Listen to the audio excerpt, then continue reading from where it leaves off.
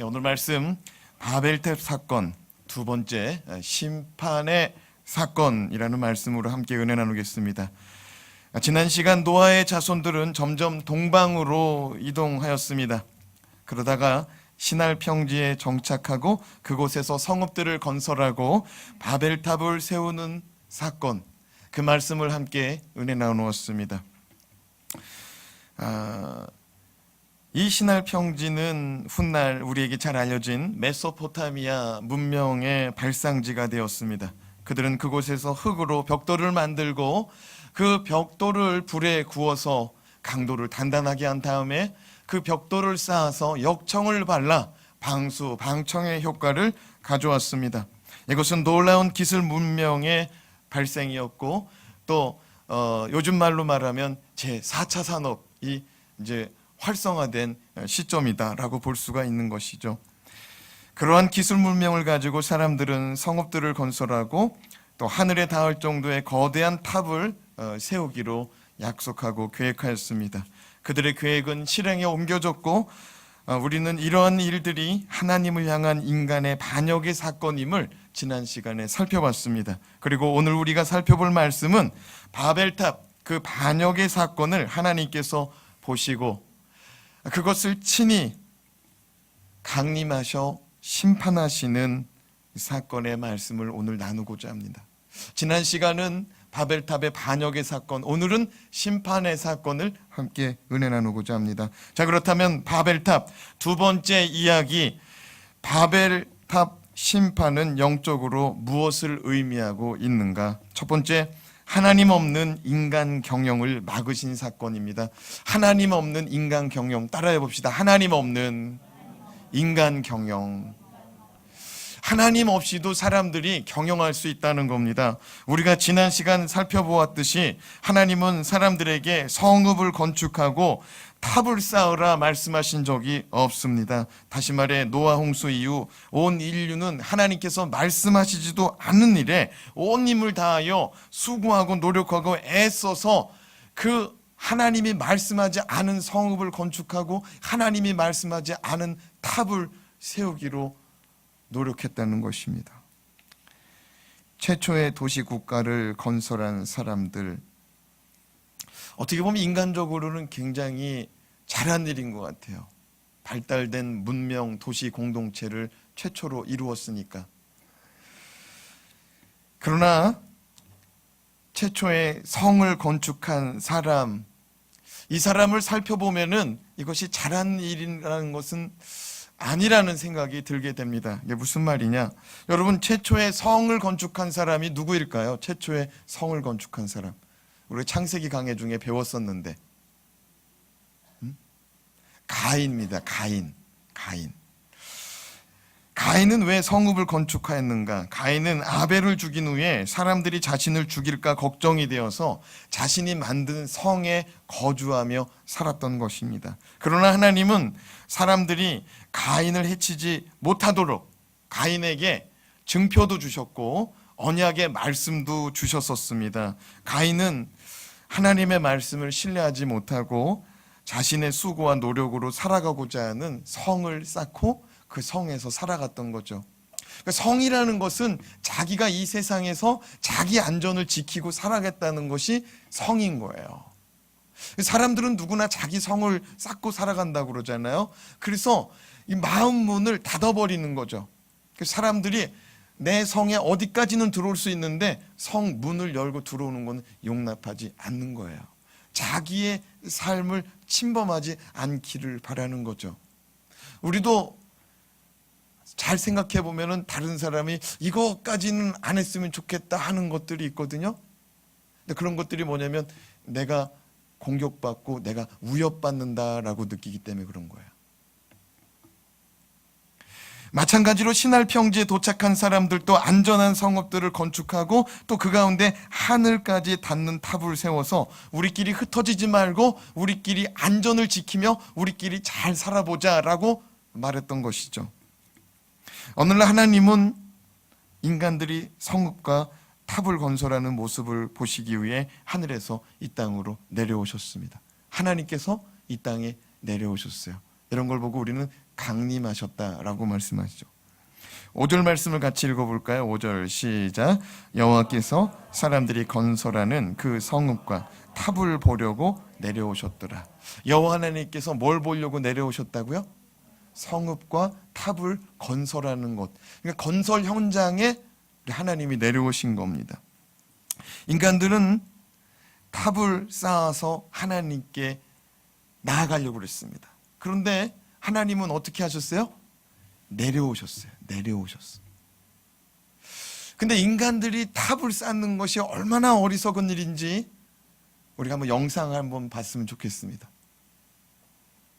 끔찍했던 제2차 세계대전이 끝나고 이어진 길고 긴 냉전 속에서 미국과 소련은 서로의 힘을 과시하기 위해 전례 없는 커다란 계획을 세운다. 최첨단 기술을 이용해 우주에 사람을 보내자. 어마어마한 자본을 투입해 우주산업에 뛰어든 두 나라는 급속도로 우주 기술을 개발해 나갔고 1961년 4월 12일 27세의 소비에트 연방 우주비행사 유리 가가린이 전 세계 최초로 우주선에 몸을 싣는다. 발사된 우주선은 단 몇 초 만에 하늘 높이 떠올랐고 두 이념으로 갈라져 치열하게 싸우던 200여 개의 나라들은 경계선도 알아보지 못할 정도로 작아졌다. 그렇게 유리 가가린은 인류 최초로 우주를 여행하게 된다. 우주상공 327km에 도달한 그는 처음으로 지구 밖에서 지구를 바라보는 아주 특별한 경험을 하게 되는데 그가 목격한 지구의 모습은 현재 지구 궤도에 떠있는 국제우주정거장에서 촬영한 이 영상 속 지구의 모습과 비슷했을 것이다. 우주선을 타고 인류 최초로 지구 밖으로 나온 가가린은 다시 돌아갈 수 없을지도 모르는 지구를 바라보며 이렇게 말한다.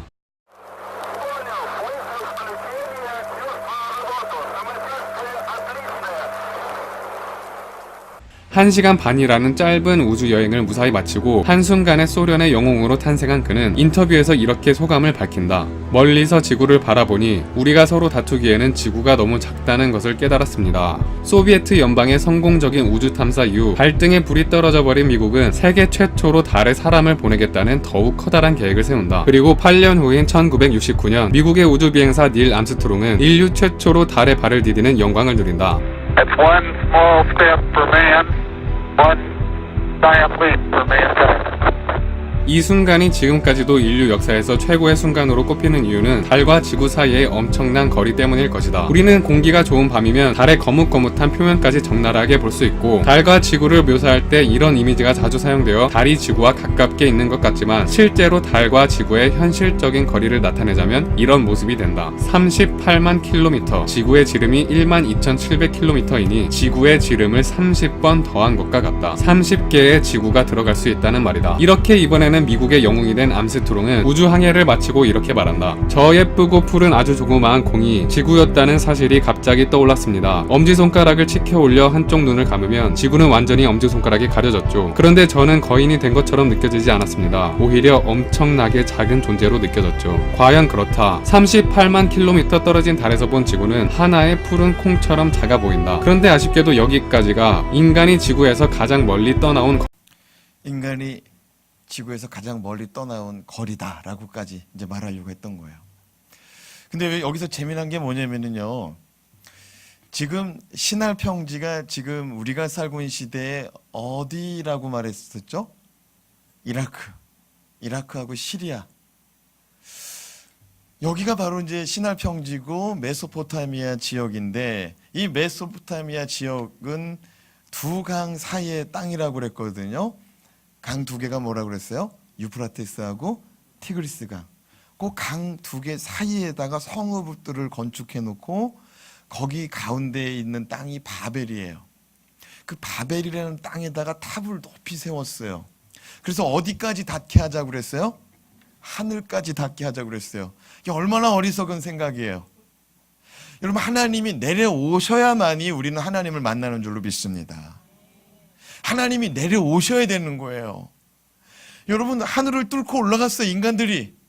그러면 하늘에 뭐가 있겠지 하고 올라갔는데 없는 거예요. 최초로 올라간 사람은 유리 가가린인데 지구 위에까지만 올라갔어요. 더 멀리 올라간 사람이 이제 암스트롱인데 달까지만 갔대요. 지금 달까지. 근데 하나님은 해와 달과 별들을 만드신 분이라고 그랬어요. 하나님께서 그것을 만들어 놓고 하늘에 걸어놨다고 그랬어요. 그럼 하나님은 어디에 있냐면 그거보다 더 멀리 있는 곳에서 그걸 하나씩 하나씩 매달아 놓은 거야. 마치 우리가 크리스마스 트리에다가 여기다가는 금방울, 여기에 은방울, 여기에다가 여기 인형 이렇게 달아놓듯이. 그러니까 하나님께서 그렇게 큰 우주를 만들어 놓고 하나님께서 거기를 내려다보시고 다스리시는데 어느 날 인간들이 우리의 이름을 내자, 우리가 하나님께로, 우리가 하늘이 닿기까지 탑을 쌓아보자. 그리고 이것을 통해서 우리가 흩어지지 말고 우리끼리 잘 살아보자라고 말했다는 거죠. 하나님께서는 이것을 기쁘게 여기지 않으셨다는 거예요. 하나님이 내려오셨습니다. 내려오신 이유는 뭐냐? 심판하시기 위해서. 창세기 18장 20절에서 21절 말씀 같이 읽어보겠습니다. 시작. 여호와께서 또 이르시되 소돔과 고모라에 대한 부르짖음이 크고 그 죄악이 심히 무거우니 내가 이제 내려가서 그 모든 행한 것이 과연 내게 들린 부르짖음과 같은지 그렇지 않은지 내가 보고 알려 하노라. 하나님은 소돔과 고모라의 죄악된 소리들이 다 들렸다는 거예요. 사람들이 죄를 범하기 위해서 그렇게 모의하고 수군덕거리고 계획 짜고 오늘 밤에 알지 뭐 이런 거, 그런 거 하나님이 다 들으셨다는 거예요. 그런 가운데 또 피해자가 발생하잖아요. 그 피해자가 발생해서 피해자가 엉엉 울고 슬퍼하고 마음 아파하고 그런 소리가 다 하나님께 들렸다는 거예요. 그래서 하나님이 내려가 보자는 거예요. 내려가 보자는 이유는 단 하나예요. 심판하기 위해서 아니에요. 내려오셔서 물론 심판하셨지만 심판하기 위해서 내려오는 게 아니고 정말 그런지 확인해 보러 가겠다는 거예요. 하나님의 마음은 아니었으면 좋겠는 거야. 아니었으면 좋겠는 거야. 이 땅에서 죄 짓는 소리가 막 하나님께로 들립니다. 근데 내 사랑하는 아들은, 내 사랑하는 딸은 그러지 않았으면 좋겠다고 여기는 거예요. 마치 이거는 우리의 자녀가 어려서 너무 착한 자녀였어요. 우리의 관심과 우리의 기대주였어요. 근데 이 아이가 커서 범죄하고 재판정에 넘겨지기 위해서 구치소에 수감되었다는 소식을 누군가가 전해줍니다. 그때 부모는 그 소식을 믿고 싶지 않은 거예요. 아니야. 우리 애가 그럴 리가 없어. 그럴 리가 없어. 근데 지금 안 가보면은 다시 못 만날 수 있어요. 지금 안 가면 다시 못 만날 수 있어요. 지금 가봐야 돼요. 지금 구치소 가봐야 돼요. 아닐 거야. 지금 그 마음으로 하나님 아버지가 이 땅에 내려오신 거예요. 아니, 홍수 심판 받은 지가 얼마나 되었다고. 인생들의 생각하는 것, 인생들의 계획하는 것, 인생들의 말하는 것들이 다 악하기 때문에 이 인생들 쓸어버려야겠다. 이 인생들 쓸어버리고 나의 말을 듣고 방주에 올라탄 자들을 구원해서 새로운 세계를 열어야겠다. 이렇게 한 지가 불과 350년 정도 지났을 법한 시간이에요. 얼마나 됐다고.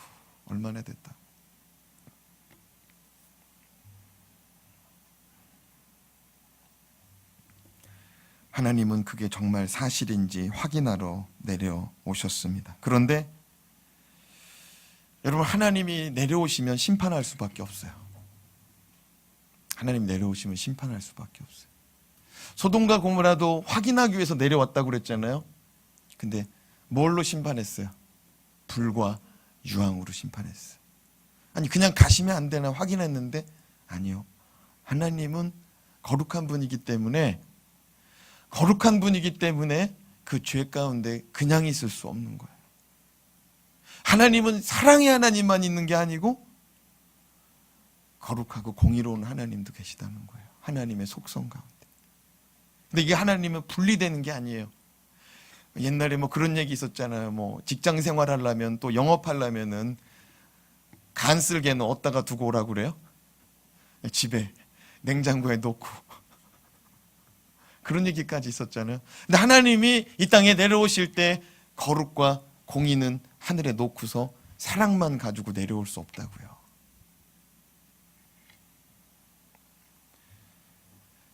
그러나 하나님은 그 심판 가운데도 구원의 길을 여신다는 거예요. 뭘 여신다고요? 구원의 길을 여세요. 소돔과 고모라가 심판당할 때 하나님은 의로운 자들을 찾습니다. 의로운 자들을 찾아요. 10명만 있어도 내가 망하지 않게 하겠다. 그게 어디까지 내려가요? 1명까지 내려가요. 1명도 없는 거야. 아브라함이 조카 롯을 부탁하고 조카 롯의 가정이 구원받죠. 출애굽 가운데 애굽의 죄악됨을 심판하실 때 이스라엘은 구원받습니다. 애굽 사람들은 다 역경을 겪었어요. 10가지 재앙 가운데. 경제적인 피해, 정신적인 피해, 육체적인 피해, 그리고 장자를 잃어버리는 피해까지 당했습니다. 그러나 이스라엘 백성들은 하나도 피해보지 않고 구원함을 얻고 나왔어요.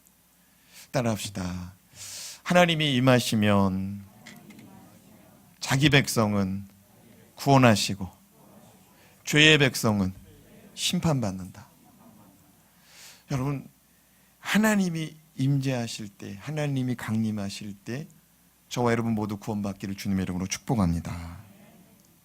이 땅에 예수 그리스도께서 다시 오실 때 악인들은 불과 유황에 타는 못에 던져지지만 끝까지 하나님을 믿으며 달려나아간 믿음의 백성들은 반드시 구원함을 얻는다는 것을 오늘 말씀을 통해서 되새기길 주님의 이름으로 축복합니다. 여호와 하나님께서 이 땅에 내려왔더니 그들의 반역의 사건은 실제였습니다. 하나님이 원통하고 분통하고 너무 마음 아픈 거예요. 왜냐면은 불과 얼마 전에 싹 쓸어버렸는데 이 인생들이 하는 짓이 힘을 합쳐가지고 하나님이 말씀하시지도 않고 하나님이 원하지도 않는 일에 힘을 합친다는 거예요. 6절 말씀 같이 읽겠습니다. 시작. 께서 이르시되 이 무리가 한 족속이요 언어도 하나이므로 이같이 시작하였으니 이후로는 그 하고자 하는 일을 막을 수 없으리로다. 따라합시다. 이후로는 그 하고자 하는 일을 막을 수 없으리로다. 이 똑같은 성경인데요. 똑같은 성경인데 우리가 얼마 전까지 쓰던 성경이 개역 한글 성경입니다. 지금 쓰는 거는 여러분 성경 이렇게 보면은 개역 개정이라고 써 있어요. 옛날은 개역 한글로 써 있죠. 예, 개역 한글 성경 한번 읽어봅시다. 시작.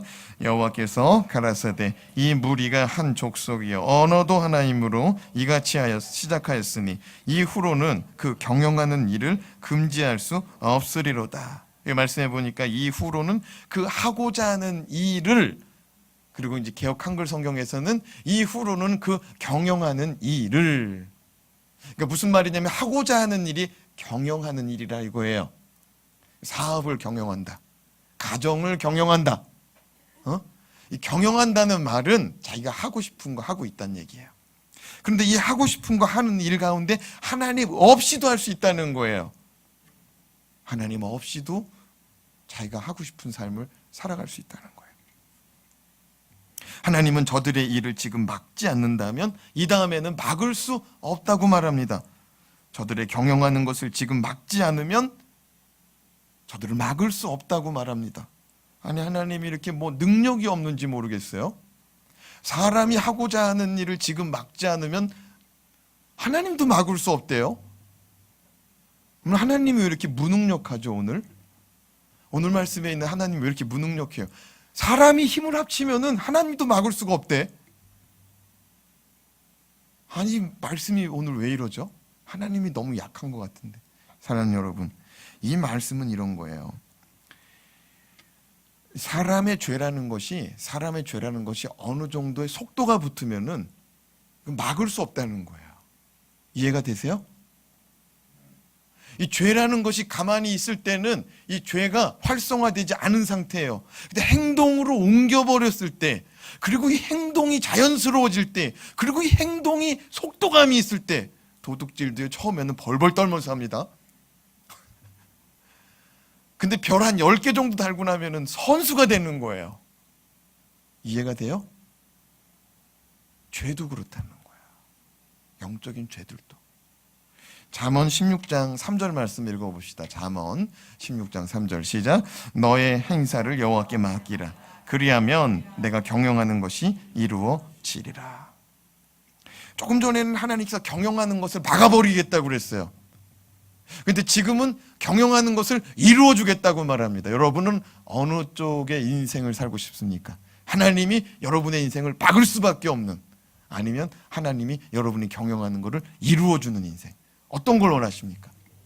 그 두 말하면 잔소리죠. 근데 만약에 여러분의 인생 가운데 내가 하고자 하는 일이 자꾸 막혀, 그럼 인생을 돌아보시기 바랍니다. 내가 하나님 없이 지금 이 일을 하고 있는지, 아니면 내가 하나님 없이 내가 계획하고 내가 하고 싶어서 내가 그 일을 해야 되기 때문에 그 일을 시작하지는 않았는지. 그렇다면 하나님은 막을 거예요. 하나님 없이 한다면. 그래서 저 개업 예배 드리면은 항상 자주 등장하는 말씀이 뭐예요? 너의 행사를 여호와께 맡기라. 그리하면 내가 경영하는 것이 이루어지리라. 하나님께 맡길 수 있기를 바랍니다. 안 맡기면은 막아버리는 거예요. 하나님께 완전히 맡기세요. 사업하시는 분이 있으면 이 주권 자체를 송두리째 맡겨버리시기 바랍니다. 예, 망해도 된다라고까지 말해버리세요. 왜 웃어요? 저기 사업하는 분이 웃으시네. 무슨 얘기냐?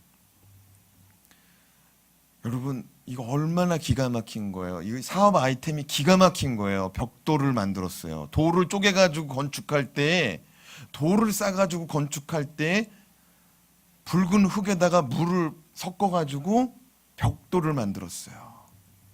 그걸 말렸다가 다시 구웠어요. 굽는 거로 끝난 게 아니고 거기다가 역청도 발랐어요. 그리고 건축 자재로 만들었어요. 이건 혁신입니다. 이건 혁신이에요. 이런 놀라운 아이템을 가지고 이제 도시 건설을 하는 거예요. 탑도 쌓고. 이거는 기가 막힌 사업인 거예요. 이 기술을 이제 보급하면 다 돈인 거예요. 실제로 메소포타미아 문명은 그 지역에, 그 인근에 있는 사람들에게 다 보급됩니다. 다 보급돼요. 이건 진짜 혁신인 거예요. 근데 하나님이 뭘 막아요? 그걸 막아버렸다는 거예요. 너무 기가 막힌 아이. 이건 돈 버는 일인데 하나님이 막아버렸다고요. 왜? 하나님 없이 자기가 하고 싶은 일이기 때문에. 하나님과 함께하길 주님의 이름으로 축복합니다. 그럼 하나님과 함께하는 게 뭐냐? 하나님께 보고하시기 바랍니다.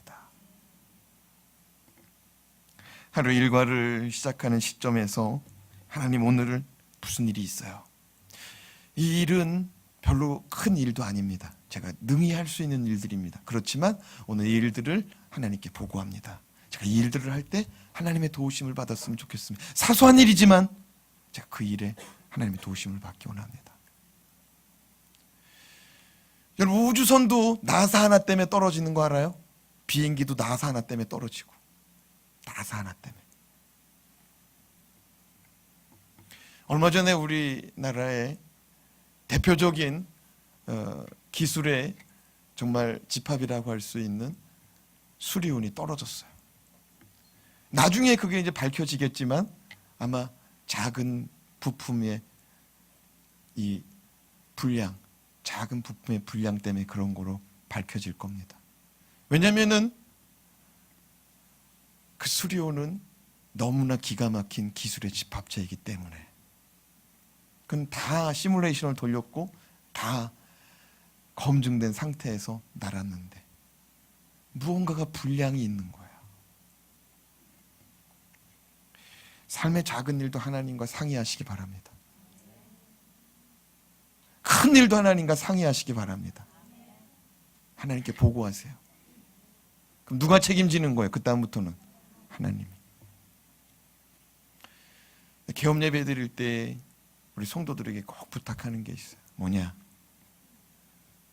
오늘 개업 예배는 이 돼지머리 갖다 놓고 사업 잘 되게 하라고 5만 원짜리, 만 원짜리 꽂아놓고 절하고 돈, 신에게 돈 달라고 하는 예배가 아니라 자기 주도권을, 자기 주권을 하나님께 드리는 예배가 되어야 된다고. 할 수 있겠느냐?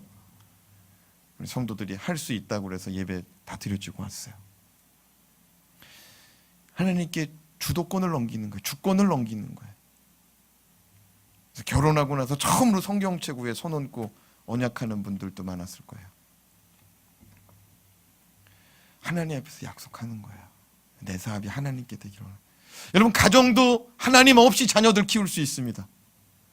하나님과 함께 자녀를 경영하시길 주님의 이름으로 축복합니다. 그 직장을 다녀도 나는 경영자가 아닌데, 아니에요. 그 조그만 팀도 여러분이 맡고 있다면 그게 경영인 거예요. 그리고 팀이 아니고 난 팀원인데요, 내가 팀원으로서 맡고 있는 그 일도 내가 경영할 수 있어요. 내가 경영할 수 있다고요. 하나님과 함께하는 삶의 현장이 되길 주님의 이름으로 축복합니다.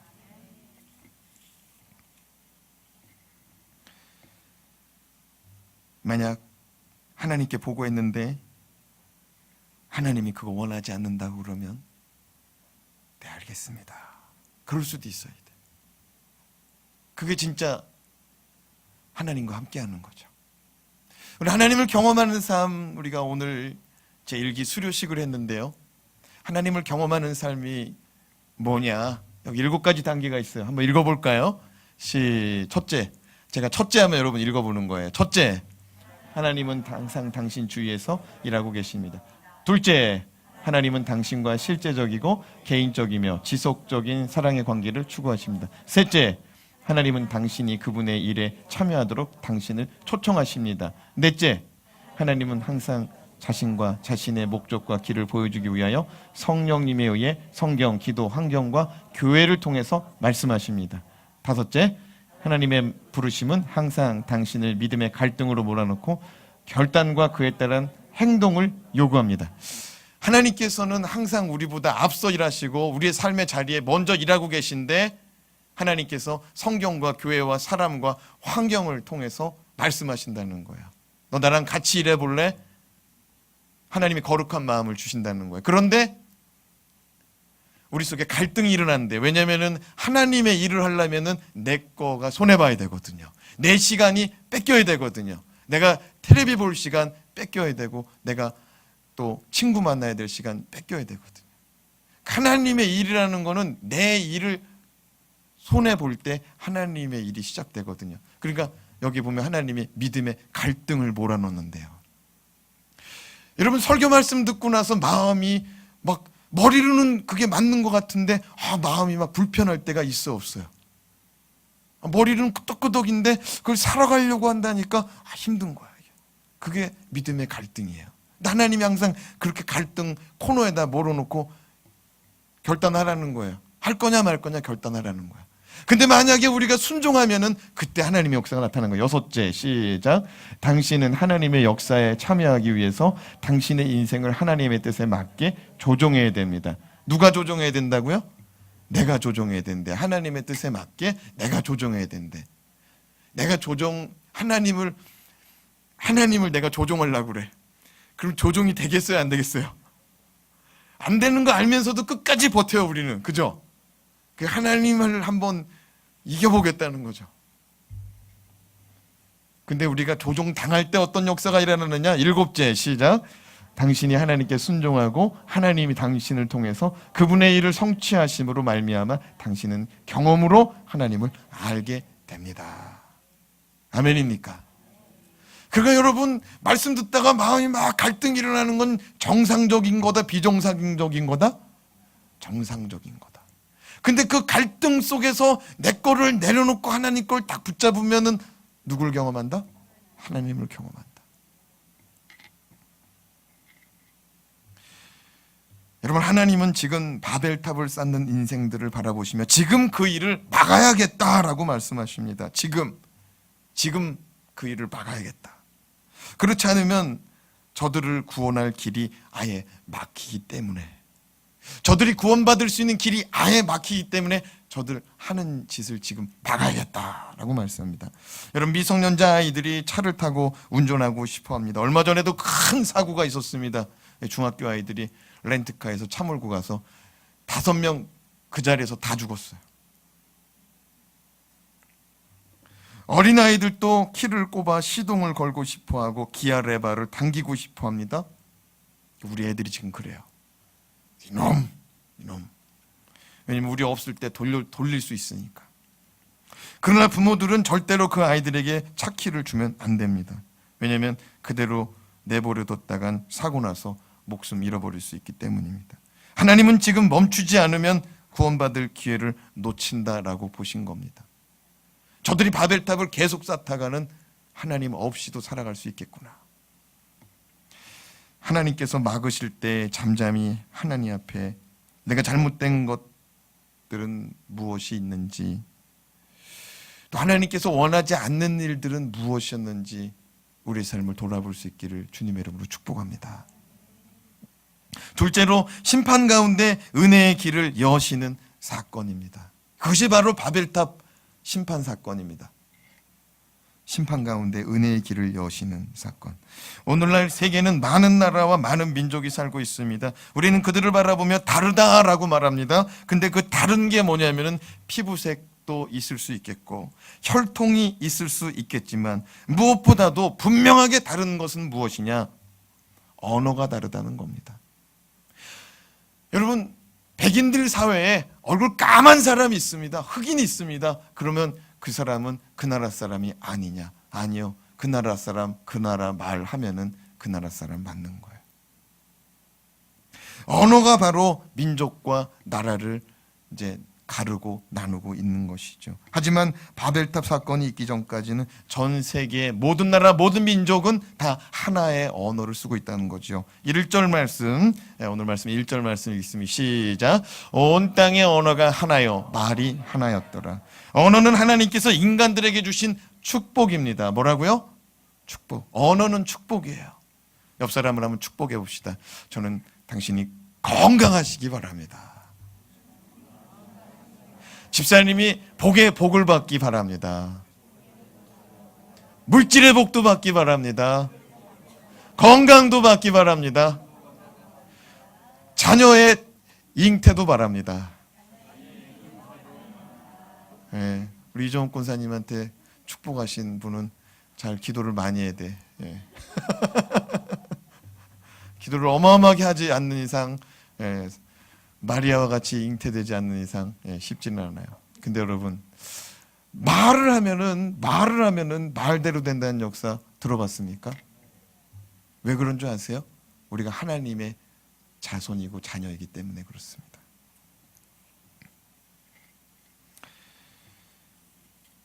하나님은 이 온 땅과 우주 만물 그리고 이 땅의 생명체들을 이제 지으시기까지 이 온 땅과 우주 만물 지으실 때 무엇으로 창조하셨습니까? 말씀으로 창조하셨어요. 그러나 이제 생명체를 가진 생물들은 하나님께서 흙으로 빚어 만들으셨죠. 동물들은. 근데 중요한 것이 무엇이냐? 하나님께서 이 온 땅과 우주는 말씀으로 만들었다는 거예요. 빛이 있으라. 궁창이 있으라. 하나님 말씀으로 만들었어요. 근데 말씀대로 되더라고요. 근데 하나님의 첫 작품, 하나님의 첫 인간이 누굽니까? 아담. 자, 아담이 말의 권세를 갖고 태어납니다. 자, 말의 권세를 또 하나님이 축복해 줍니다. 창세기 2장 19절 말씀. 창세기 2장 19절 말씀 읽어봐요. 시작. 여호와 하나님이 흙으로 각종 들짐승과 공중의 각종 새를 지으시고 아담이 무엇이라고 부르나 보시려고 그것들을 그들에게 이끌어 가시니 아담이 각 생물을 부르는 것이 곧 그 이름이 되었더라. 하나님이 아담에게 첫 임무를 부여줬는데 그게 뭐냐면은 너 이름 좀 줘봐라. 동식물들 이름 좀 네가 줘봐라. 하나님이 그렇게 임무를 줬습니다. 사명을 줬습니다. 하나님께서 어떻게 이름을 짓나 보려고 동물들을 다 끌고 누구 앞으로 갔어요? 아담 앞으로. 마치 노아의 방주에 이 동물들이 저절로 왔잖아요. 저절로 와서 탔잖아요. 누가 이끌고 왔어요? 하나님이 이끌고 오신 것처럼 동물들 딱 이끌고 오니까 아담이 코가 길은 짐승 보고 뭐라고 그랬어요? 코끼리. 아니 느릿느릿 걸어가는데 물속에서도 살고 그냥 모래 속에도 들어갔다가도 견디고 오래오래 사는 짐승 그거 보고 뭐라고 그랬어요? 거북이. 어떻게 알았어요? 이건 뭐냐면은 아담이 기가 막히게 이름을 줘놓은 거예요. 아담이 기가 막히게 이름을 줘놓은 거예요. 근데 그 이름이 지금까지 계속되고 있어요. 그럼 뭐냐면은 그 말의 권세인 거예요. 말한 대로 그대로 있잖아요. 그게 권세인 거예요. 사람의 말은 없어집니다. 하나님의 말씀은 그대로 있는 줄로 믿습니다. 그게 말의 권세인 거예요. 그게 언어예요. 그게 언어예요. 그게 언어예요. 하나님이 우리 가운데 언어로 주셨을 때는 권세와 축복을 주셨다는 거예요. 아멘입니까? 근데 원수마귀가 하와를 꼬실 때, 하와가 아담을 꼬실 때 그 말은 다른 용도로 쓰였습니다. 다른 용도로 쓰였어요. 하나님의 말씀을 반역하고 하나님의 뜻을 거스르는데 그 말이 쓰이더라는 거예요. 범죄하려고 하니까. 더 나아가 오늘 말씀에 보면 하나님을 반역하는 일에 일심단결하는 도구가 되어버렸다는 것입니다. 6절에서 7절 말씀 읽어요. 시작. 여호와께서 이르시되 이 무리가 한 족속이요 언어도 하나이므로 이같이 시작하였으니 이후로는 그 하고자 하는 일을 막을 수 없으리로다. 자, 우리가 내려가서 거기서 그들의 언어를 혼잡하게 하여 그들이 서로 알아듣지 못하게 하자 하시고, 하나님은 하나님의 도우심 없이 살 수 있는 성읍을 건축하고, 또한 하나님의 이름이 아닌 자신들의 이름을 드러내기 위해서 탑을 쌓는 이 모든 죄악된 일들이 언어 때문이다. 언어가 하나이기 때문에, 말이 하나이기 때문에, 민족이 하나이기 때문에 이런 일들이 일어난다라고 하나님이 판단하셨습니다. 그리고 하나님은 이제 그들이 서로 알아듣지 못하도록 언어를 혼잡하게 하겠노라 말씀하십니다.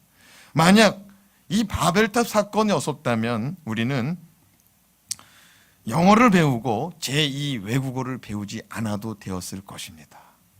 네, 우리 청소년들이 그냥 둘이 바라보고 씩 한번 웃네요. 아, 이런 일이 있었구나. 네. 근데 여러분, 하나님께서 주신 언어가 달라지지만 않았다면 그들은 바벨탑을 완성했을 겁니다. 더 큰 도시국가 성읍들을 완성했을 것입니다. 하나님이 막지 않았으면 그들은 계속해서 첨단화되고 발달된 문명을 이루어 갈 것입니다. 근데 여러분 생각해 보세요. 시골이 많이 타락했어요? 도시가 많이 타락했어요? 두말하면 잔소리죠? 시골은 저녁이 되면 불 끄고 자요. 근데 도시는 이게 낮인지 밤인지, 그리고 밤이 되면 더 흥분이 돼. 심장이 더 뛰어. 그런 경험 있어 본 적 없어요? 나만 그런 경험이 있나? 여러분, 돈 벌고 나서 정말 발달된 문명 속에 그 밤에 그 뭐 할까요?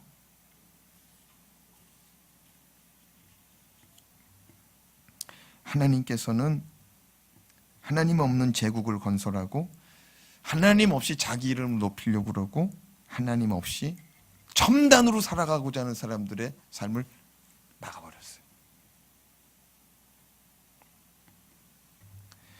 하나님께서는 그들이 그렇게 잘 살다가 정말 첨단으로 살다가 지옥불에 떨어질까 봐 막은 줄로 믿습니다.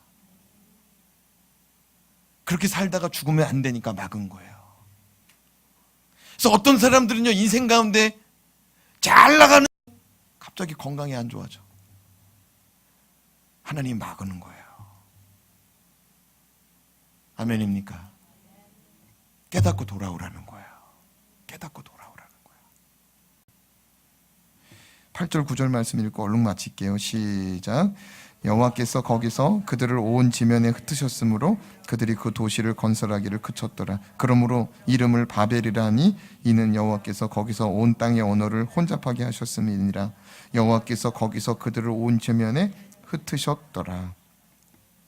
네, 거기서 흩어가지고 우리 대한민국도 있는 거예요. 우리 한민족도 있고, 일본 땅까지 건너가고, 일본에서 더 건너가가지고 이제 또 아메리카 대륙도 나오고.